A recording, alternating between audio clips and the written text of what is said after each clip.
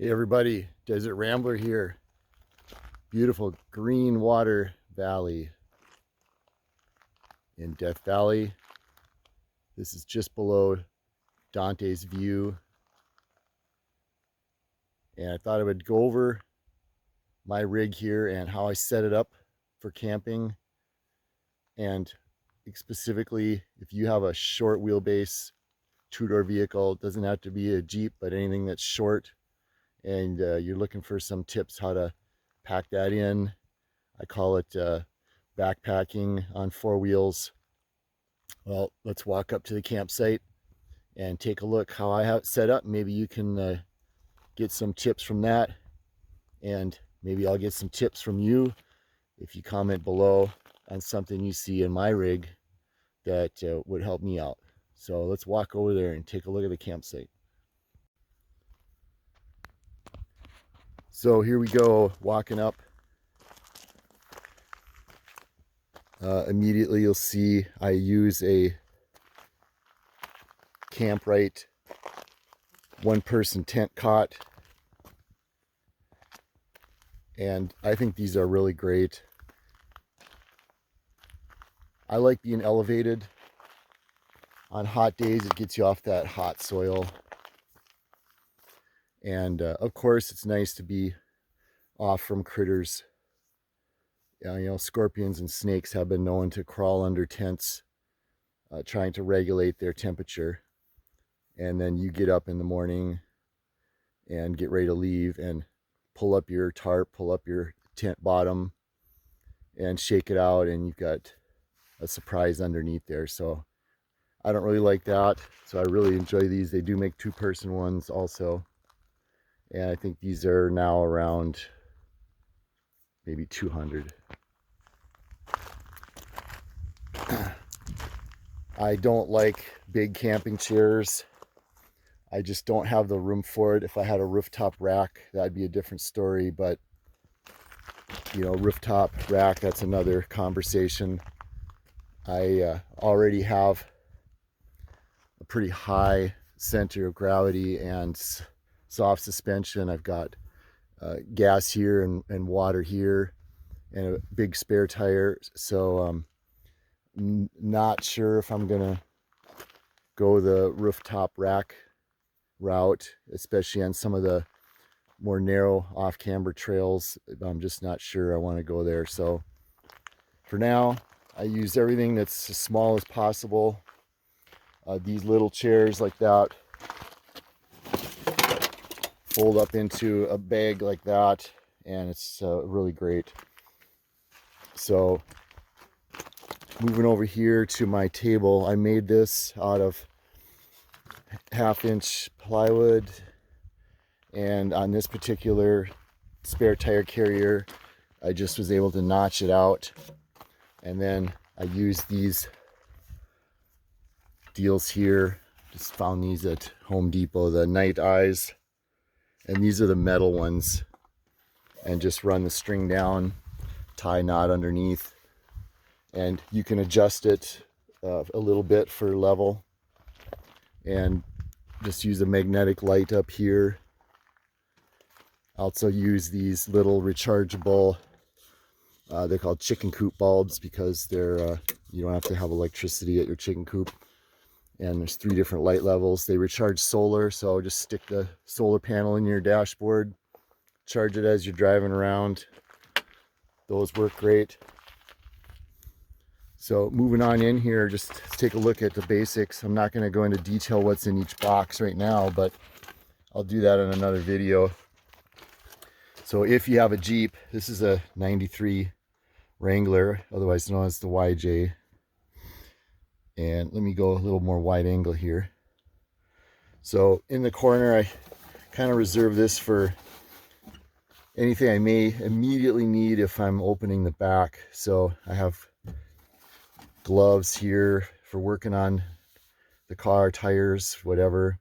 I also will throw garbage in there, and then it's easy to get at when you're at a gas station to grab it and throw it away. So on these the wheel wells, I just try to set up stuff that I would need to get access to either very fast or I don't want to have to dig for it. So I've got binoculars here. I have a drone, which obviously only fly where it's legal. Camping fan. This is a fan that hangs inside the tent cot, and it's a light and a fan, and on low speed it'll get you about 2 nights. This was an Amazon deal here. Back here I have a pop-up bathroom or shower stall, canteen. I use the army style canteen for hiking. Here I've got some ammo cases that just fit up here real nice on the wheel well, and those have all my batteries and power banks for charging stuff, cameras, your cell phone, whatever. I've got a toiletries box here, and then first aid kit. Obviously you want close. Here I have a jump starter. That's like 2500 cold cranking amp for, it'll jump start a big diesel truck, which is nice to have. It's not just for me. You may run into somebody that left their lights on and they're stranded, and it's nice to be able to help somebody out. Apache case here with GoPro. I can just reach over the seat and grab if I need to do something. Sleeping bags can stuff in there, and the tent cot would be in this bag across the front. So I use these Green Made storage. This is 12-gallon, and so kitchen campsite stuff here. Now I label all these. I label all 4 sides and the top, so no matter how I throw these in here, I can tell what's in there wherever I'm looking from. And I like boxes that don't have clamps, because that way you can just grab these and open them from any side, the front, the back, whatever, it doesn't matter. Paper towels stuffed in here between the seat, just for when you're eating on the road or whatever. Here, as close to the center of the vehicle as I can get, is a very heavy box with parts and fluids. Got some tools in there. And then moving over to the right side, on top of the wheel here, I've got another camp chair. I've got the kinetic rope here. That's a 3/4 inch by 30, I think. That's a mighty. I've got a UV hiking umbrella here, which I highly recommend. I've got a Helios collapsible shovel pickaxe kind of deal. Sitting there is the base for the high lift jack. Got some more high lift jack accessories here. This is so you can lift the vehicle from the wheels rather than have to lift from the bumper or the rock slider, which I don't have. And then here's just a basic tow strap with hooks. This is not a snatch strap, but I keep this here handy just in case, you know, if you run across somebody who is in a car, just got to wheel off into the ditch. I don't really want to have to get out the whole big recovery gear and use up a pull on my kinetic rope, because they are kind of rated for how many pulls you've done. So this here is fine for just getting somebody out that's, you know, not too severely stuck. And then coming up front, I've got a box here that has all my camera stuff and lighting combined. Not the actual cameras, but the accessories, like harnesses for holding GoPro and selfie sticks, and also all my lighting stuff fits in there, flashlights, UV light, and igloo. So these are nice. They're not as expensive as Yetis and some of those others, but it fits in there real nice. And then up front, just handy so you can get at your boots. And the current water that I'm using will sit right there. So once I'm ready to go, I use one bag for clothing. So the tent cot would be in its thing, and across there, I put a clothing bag there. And then I use a second bag for any warm clothing. So jackets, whatever, that way you're not digging in and messing up your clothes and making a huge pile of jumbled mess in there. So anything, warm socks, gloves, hat, jacket, so you know where that is, you can just grab it and yank it out of there. And then I have the hiking pack here. This is a military style, and it's a mole. It's got all the different places to attach, and it expands out here. I'll do another video on what's in that, but that sits right there ready to grab for hiking. And I usually cover all this with a blanket, just to keep sun out that may come in from the windows, even though I've got very dark tint. But it also kind of holds everything in place. And for security, people peeking in there, they can't really see what's in there. So coming around to the other side. So I've got another tub here. I know it says tools, but actually have this full of all the dry food, canned food, cereal bags, stuff like that, snacks. And I really like these that have the lip, so that when you're driving, you can just have your little binoculars, wipes, put a snack bar there.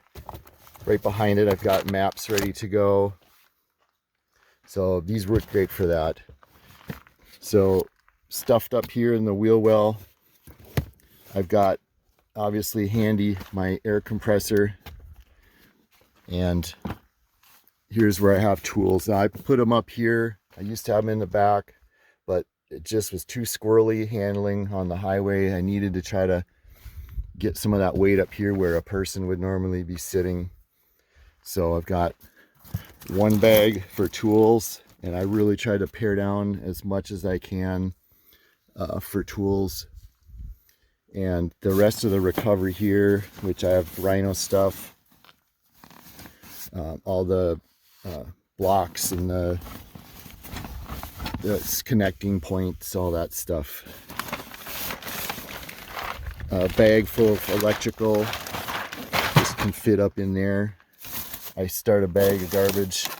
Normally right here there'd be water slid in, but I'm starting to use it up, so now it becomes a garbage area. And stuffed under the seat, there's sandals, and I got a rope under there. And behind the seat, you can't see, I've got a electrician's kind of repair kit. It has a soldering in there. I've got a butane powered soldering iron and electrical connectors, a tester, all that kind of stuff goes in there. So quickly on the dashboard over here, boy, it's hard with these shadows, sorry about that, is I've got bags hanging here with the various USB cords, backup sunglasses, my registration, all that kind of stuff is in there. Now I have a full roll cage, which makes it nice. So I've got bags hanging everywhere, wires wrapped up, CB radio up there, and I use these bushwhacker bags. Just, you got to hang stuff wherever you can. Fire extinguisher, lighting, and the CB radio, or this could be a ham radio if you wanted These are mounted with roll bar lighting mounts, and I just have an aluminum bar here across to mount that on. I've got a Unz angle radio, not a radio, Bluetooth speaker up here for music, and then got small rig GoPro mounts there, water bottle insulated holders. Walk around real quick, look in from the driver's side. So here's where I slide water in, and these little, cracks and crevices like this, and under the seats where you start putting dirty laundry and things like that. So again, more bags to put stuff in. I'll have my cell phone sitting in there charging, or on here if I'm doing a video or GPS. Center console, I have stuff close by at hand, the winch controls, cat hole materials, a camera, and some other various things, which I'll probably do another video of what's inside everything eventually. And again, you can see over here, water wheel chock, which I think is important to have. So the e-brakes on these are not great, so if you're in a situation you got to be out working on a tire. Obviously there are a fair amount of rocks around here, but sometimes you can't find anything. It's just a little extra security there.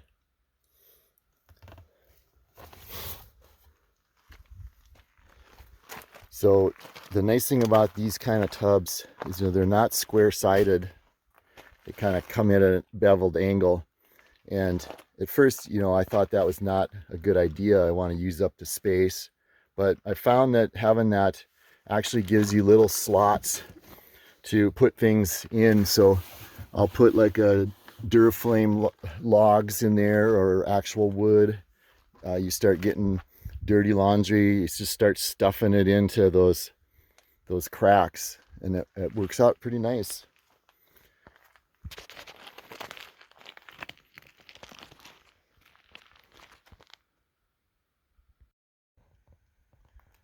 So it's pretty obvious this is for solo overlanding, solo camping.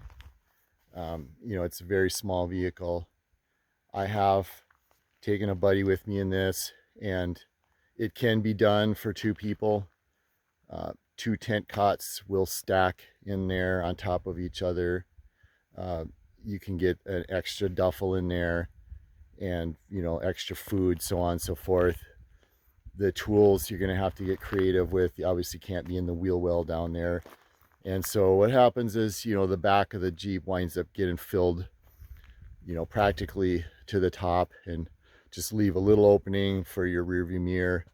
So, it can be done. It's a little more challenging, but the handling, on the road gets much trickier when all that weight is in the back. So you just gonna have to be more cautious about your high-speed maneuvering.